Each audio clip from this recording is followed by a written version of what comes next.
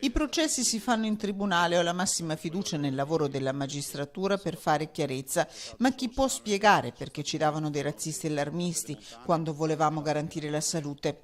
Dure le parole di Luca Zaia, governatore del Veneto, commento di un quadro che si è dimostrato in sede processuale fa gridare ai più allo scandalo. Secondo quanto diffuso in queste ore da un quotidiano locale, infatti, controlli sanitari dell'USL nell'ex base di San Siro, chiesti dal sindaco Roberto Milan, sarebbero stati ostacolati dall'ex viceprefetto di Padova Pasquale Aversa per favorire i responsabili della Edeco, la cooperativa che gestiva molte delle strutture del Veneto.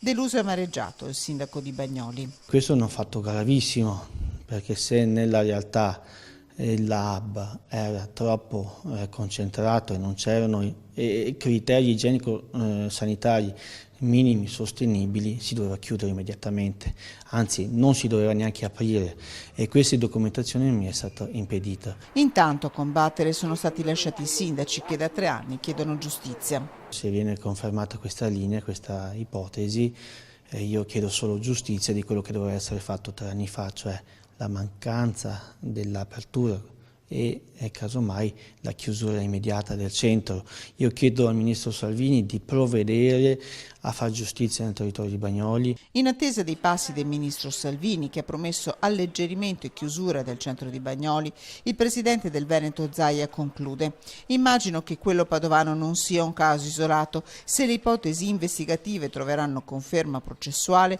saremo di fronte a un caso che sarebbe generoso definire riprovevole.